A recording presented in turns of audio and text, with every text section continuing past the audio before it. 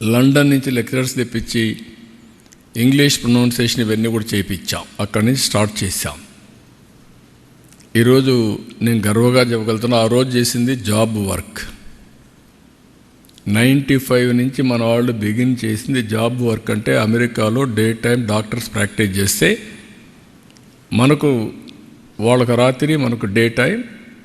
వీళ్ళు కూర్చొని వాళ్ళు పంపించిందంతా టైప్ చేసి కంప్యూటర్లో యాడ్ చేసి పెడితే నెక్స్ట్ డే మార్నింగ్ నుంచి వర్క్ స్టార్ట్ చేశారు. ఇప్పుడు ఆర్టిఫిషియల్ ఇంటెలిజెన్స్ ఆ వర్క్ కూడా అవసరం లేదు. ఏకి చెప్పేసి అది చేసేస్తుంది. మీ వాయిస్ అంతా కన్వర్ట్ చేసి టెక్స్ట్ పెట్టేసే పరిస్థితికి వచ్చాం. అక్కడి నుంచి స్టార్ట్ చేశారు.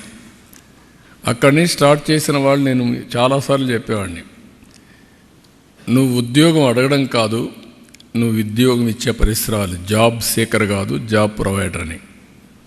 నేను జురిక్ వెళ్ళినప్పుడు మొత్తం 500 మంది 12 కంట్రీస్ నుంచి వచ్చారు. 600 మంది వచ్చారు. వాళ్ళు ఎంత జుబిలియంట్గా ఉన్నారంటే దగ్గర 25% to 30% అందులో ఆంటర్‌ప్రెన్యూర్స్ ఉన్నారు. ఐటీలో వెళ్ళారు, ఉద్యోగాలు చేశారు. సెక్యూరిటీ కోసం ఒకరు వైఫ్ అండ్ హస్బెండ్ ఉంటే ఒకరు ఉద్యోగం చేస్తూ ఒకరు కంపెనీ పెట్టారు. ఆ విధంగా ట్రాన్స్ఫర్మేషన్లో వెళ్ళారు. ఈరోజు 25% యూరోప్లో ఉండే పరిస్థితి వచ్చారంటే అమెరికాలో highest per capital income Indians, 30-35% Telugu వాళ్ళు. అమెరికాలో ఉండే అమెరికన్స్ ఆదాయం, తలసరి ఆదాయం $60,000. ఇండియన్స్ అమెరికాలో ఉండే వాళ్ళ ఆదాయం $1,20,000. 12వ భాష అమెరికాలో తెలుగు. అంటే ఇవన్నీ ఏదో డికేడ్స్, సెంచురీస్ కాదు, 25 సంవత్సరాల చరిత్ర. మ్యాక్సిమం 30. ప్రారంభమైనప్పుడు టేకాఫ్ కాలేదు. 95లో ప్రారంభించాం. 2025 నాటి పరిస్థితి. ఈరోజు మొత్తం నేను చూస్తే 100 దేశాల్లో తెలుగు వాళ్ళు ఉన్నారు. నేను అన్నాను, ఇంకా రాబోయే 5 ఏళ్లలో ప్రపంచంలో ఎన్ని దేశాలుంటే అది డెమోక్రటిక్ దేశాలు కావచ్చు, కమ్యూనిస్ట్ దేశాలు కావచ్చు, లేకుంటే రాజులు ఉండే కింగ్డమ్స్ కావచ్చు, అన్ని దేశాల్లో వీళ్ళు ఉంటారు.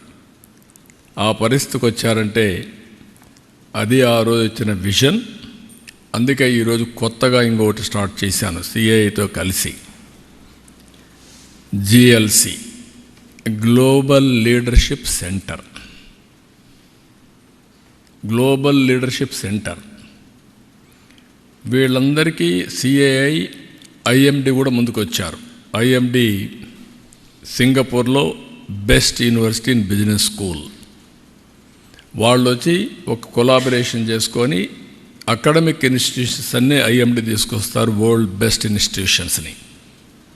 సిఐఐ ప్రాతినిధ్యం వహిస్తారు. ఒక మేనేజ్మెంట్ కమిటీ ఒకటి పెడతాం. దీంట్లో టాప్ ఇండస్ట్రియలిస్టులు అందరినీ ఇన్వాల్వ్ చేస్తాం. మేనేజ్మెంట్ కమిటీలో కూడా గ్లోబల్ లీడర్స్ అందరినీ తీసుకుంటాం. Who are all willing to join, will take them. Global లీడర్స్ని, ఆంటర్‌ప్రెన్యూర్స్ని ప్రమోట్ చేస్తాం.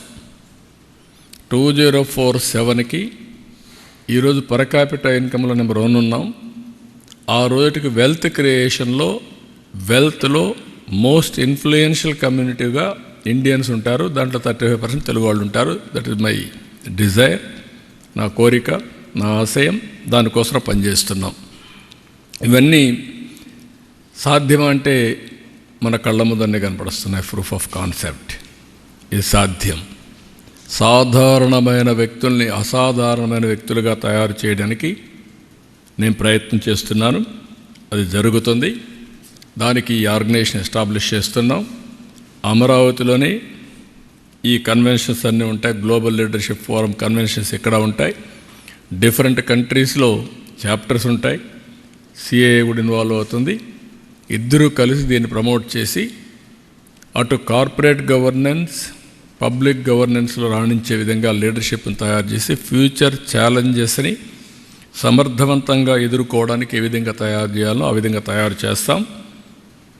దీనివల్ల ప్రపంచానికి సర్వీస్ అందించడానికి భారతదేశం ఒక హబ్గా తయారవుతుంది.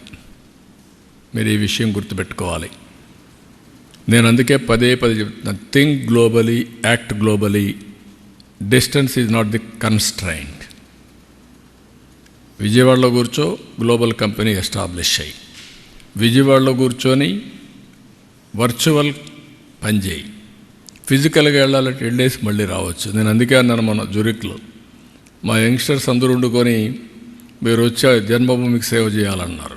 నేను ఒకటే చెప్పాను, జన్మభూమికి సేవ చేయాలి, కర్మభూమికి కూడా సేవ చేయాలి. మీకు ఆపర్చునిటీ ఇచ్చింది, ఆదేశం ఇచ్చింది, అక్కడ పని చేయాలి, ఇక్కడ పని చేయాలి. ఆదేశాలు మీరు రావద్దండి ఇక్కడికి, అక్కడే ఉండండి, బీ ఏ సిటిజన్. అక్కడే ఉండి మీరు పైకి వస్తే బెటర్ ఆపర్చునిటీ వస్తాయి. ఇక్కడికి వస్తే ఇక్కడ ఉండే వాళ్ళతో కంపీట్ అయ్యి మళ్ళీ మీరు మామూలు వ్యక్తులు అయిపోతారని చెప్పాను.